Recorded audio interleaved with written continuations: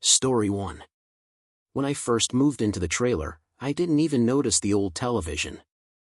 It was pushed against the far wall of the living room, one of those thick, dusty CRT units from the 90s. I didn't plan to use it. I don't even watch TV anymore. Divorce will do that. Scramble your habits. Makes silence feel like therapy. The place wasn't in great shape, but it was cheap. And quiet. That's all I needed. My first few nights were dreamless. I'd fall asleep to the sound of wind scraping the aluminum siding. No traffic out there. Just trees and distant dogs. Sometimes you could hear the faint hum of power lines in the dead of night. Then, one morning, I noticed it. The TV was warm. I hadn't touched it. I'd never even plugged it in. I bent down, checked the outlet. Nothing. Dusty plug still resting on the floor. I chalked it up to memory. Maybe I bumped it by accident. Maybe I hit a power strip while rearranging boxes. I forgot about it. Until it turned on the next night. Not during the day. Not while I was home making dinner. But at exactly 4:17 a.m. I remember the time because I had been tossing and turning all night. I looked over at the microwave to check how much sleep I had left before my alarm. Then the sound hit me, that sharp zzzzzt of static. I sat up, heart pounding. The living room was glowing faint blue through the bedroom door. When I walked in, the TV was on. Snowy static. That thin, high-pitched whine in the background. A sound that shouldn't exist anymore. I reached for the remote but didn't find one. There was no remote. I had to turn it off manually. The screen faded to black with a loud click. No signal. No explanation. Nothing. The plug still sat on the floor, untouched. I didn't sleep the rest of the night. It happened again the next night. Same time. Same sound. 4:17 a.m. But this time, when I stepped into the living room, the screen wasn't static. It was a video. Grainy, gray-tinted footage. Of a room. My room. It was shot from an elevated angle, like from the top corner where the ceiling meets the wall. And in the bed, I saw myself. Sleeping. I froze. For what felt like an hour. The figure on the screen shifted slightly, pulled the blanket up. It was me. Wearing the same shirt I'd fallen asleep in. Same position. Same unmade bed. I ran to the bedroom, heart pounding, stomach in my throat. But everything was normal. No camera. No blinking lights. I looked up into the corner, nothing but cobwebs and a fly twitching against the drywall. When I returned to the TV, the screen had gone back to static. The time read 4:21. I didn't turn it off this time. I just sat on the floor, in the cold, dark room, watching the snow. Morning came eventually. I called my landlord. Asked if the trailer had any kind of security system. Nope, he said. Why? You get broken into? I didn't answer. Instead, I took the TV outside. It was heavier than I expected. I lugged it out to the edge of the woods and left it there, face down in the grass. Then I came back inside, locked the door, and tried to forget the way I'd seen myself sleep. That night I slept with the door locked. But sleep didn't come. I kept checking the time. 3:55, 4:02. 4:10. At 4:16, the microwave clock blinked. Just once. A short flicker, like a power surge. And from the living room came the sound. Zzzzzt. Static. Again. I froze in bed. I knew I had unplugged it. Thrown it out. It shouldn't be anywhere near the house. But I heard it. Clear as day. I grabbed the flashlight and stepped into the hall. The glow was back, that pale, blue flicker bouncing off the walls. The TV was there. Back in its spot. Not dusty. Not muddy from the woods. Like it had never left. And on the screen, again, that same grainy footage. But this time, I wasn't asleep. I was standing. In the hallway.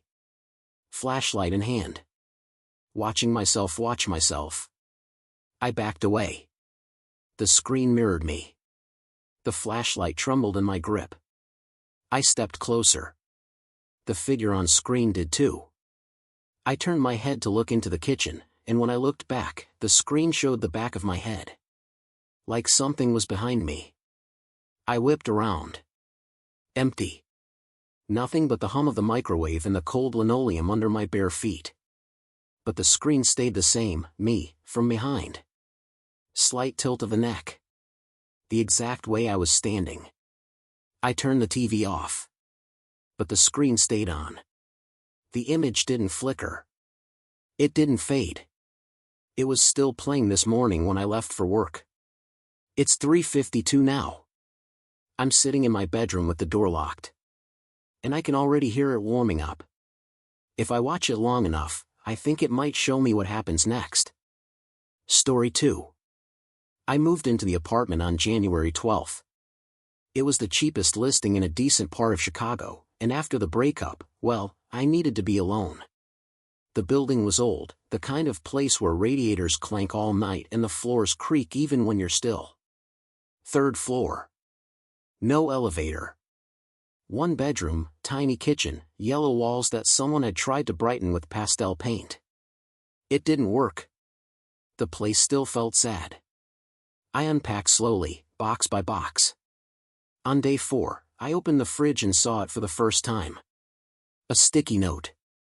Yellow. Lined. Same kind my mom used to leave when I was a kid. But it wasn't mine. Neat cursive handwriting, a little shaky. Eat something warm today. It's cold out. I stared at it for a long time. At first, I thought maybe the last tenant left it. A joke? A leftover note from a roommate? But it was addressed to no one. Just there. I crumpled it, tossed it out, and moved on. Told myself not to get dramatic. Not everything's a sign. But I should have known better. That handwriting? I recognized it. My mother died 12 years ago. I didn't sleep well for weeks. Work kept piling up. Deadlines. Edits. Freelance clients with too many opinions. My apartment became a mess, books stacked in the sink, unopened mail scattered across the floor. I found the second note in my coat pocket. Same yellow paper.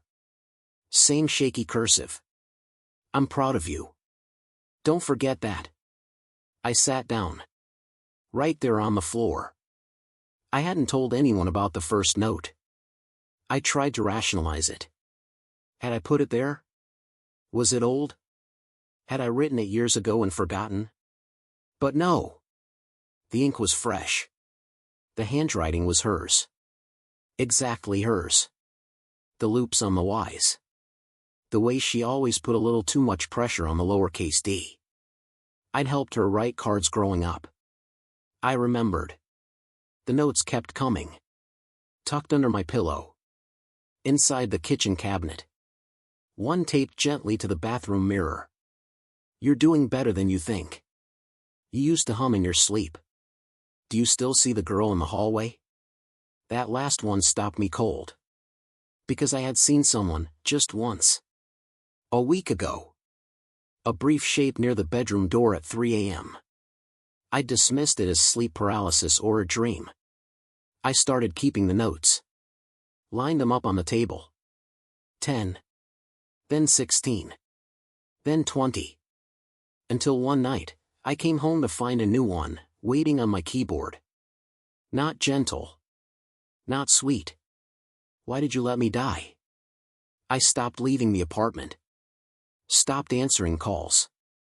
Emails. I ignored the world. Instead, I wrote. I wrote responses. I wrote apologies. I asked for proof. I begged. I demanded. I left a note back. If this is real, leave something only I would know. The next night, a note was waiting. You used to hide under the piano when Dad yelled. I never told him. She was right. No one else knew that. I was 5. She used to hum softly while pretending to mop. It was her way of telling me it was okay to come out. That memory broke something in me. I kept asking questions. Left notes on the fridge. On the walls. On my skin. And then I made a mistake. I asked her how she died. The response came on the back of a torn photo of me at age 11. I hadn't seen that photo in years. Written across it, in a thick black marker. You stopped answering the phone. I waited. I waited. I waited. She died of a stroke. In her kitchen. Collapsed by the sink. I hadn't called her that week. I'd forgotten her birthday. Now the notes have stopped being kind. They're everywhere now. Under plates. Inside cereal boxes. Folded into my shoes. Your hands are just like mine. You cry in your sleep now. Why did you move here? This place was mine first. I woke up last night with something stuck to my forehead. Another sticky note. 4 words. Faint ink. Shaky lines. It's your turn now. And when I looked in the mirror, the handwriting on the note matched mine. I inherited the house in late July. My uncle left it to me, one of those out-of-nowhere decisions that happens when the rest of the family stops calling. I hadn't seen him in 10 years. Didn't attend the funeral. But there it was, a legal envelope and a front door key, mailed to my apartment in Denver. The property was isolated, way up in northern Colorado. Closest neighbor was about a mile off. No cell signal unless you hiked up the ridge. I brought Max with me. My dog. My shadow. The first few days were nothing. Dust, spiders, cracked floorboards. Old books with silverfish inside the spines. I did a basic cleanup. Swept. Aired it out. Bought supplies. Lit a fire to cut the night chill. Max was quiet. Alert, but quiet. He's a German Shepherd. 6 years old. Tough dog. I've seen him snap at thunder, bite through fences. But here, he kept staring. Always at the north wall of the kitchen. A blank wall. No windows. No cabinets. Just faded wallpaper and old water damage near the baseboard. He wouldn't bark. Just sit. Still. Eyes fixed. Unblinking. I tried snapping him out of it. Tossed him a toy. Whistled. Shoved his head away. He'd look at me for a second, then go right back to it. Staring. At the wall. I don't know when I started hearing the sounds. Maybe it was always there, beneath the static of the wind and creaking beams. A faint scratching. Almost too soft to register. Not mice. Not rats. Deeper. Like something moving inside the wall, not across it. I checked for loose panels. Nothing. No vents either. No crawl space. No insulation that I could see. Max started whining in his sleep. He never did that before. He was the kind of dog who'd sleep through gunshots. But now? Whines. Growls. Low sounds, like he was trying not to wake me. I started keeping the lights on at night. One morning I found him sitting in front of the wall again. Head tilted. Like he was listening to something I couldn't hear. Then, finally, he barked. Loud. Just once. Then he bolted to the far side of the kitchen and refused to come near it again. That was the day I noticed the crack. Just a tiny thing. Running along the lower corner of the north wall. I hadn't seen it before. It wasn't drywall. It looked like something had been pried open and sealed again. I pressed my hand against it. The wall was cold. Colder than the rest of the house. Almost damp. That night, I dreamed of tapping, soft rhythmic knocks coming from inside the kitchen while I lay paralyzed in bed. I woke up sweating. Max was already up, watching the door. Waiting. I decided to pull the panel off the wall. I don't know what I thought I'd find, pipes, maybe. Mold. An old squirrel nest. What I found was wood. Old, cracked cedar, blackened by something, like smoke or rot. A small square, sealed with nails that didn't match the rest of the house. In the center was a word. Carved by hand. Daniel. My name. Not initials. Not some old label. Just Daniel. Scratched deep into the wood. I sat there a long time, trying to breathe. Max paced behind me. Whining again. Tail down. The way he used to get when someone raised their voice. I didn't open it. I nailed the panel back on. Later that night, I found a hairline scratch on the bathroom mirror. At first I thought it was a crack, but when I leaned closer, I saw it at depth. Shape. Letters. The same as before. Daniel. The scratching sounds got worse. Muffled thumps. Long drags across the floorboards when no one was walking. Always in the kitchen. Always near the north wall. Max stopped eating. He sat by the front door every night, whining, pawing the knob. He wanted out. I didn't sleep for 3 days. Then, last night, I woke up to silence. No creaks. No wind. And Max was standing in front of the north wall again. Perfectly still. I whispered his name. No response. I stood, slowly, heart pounding. And that's when I noticed the closet door, the one near the kitchen, was open. I hadn't opened it. Inside, carved into the wood. Deep, wide, almost frantic strokes. Still watching. Max hasn't moved since. He just stares. And I swear the wall is breathing.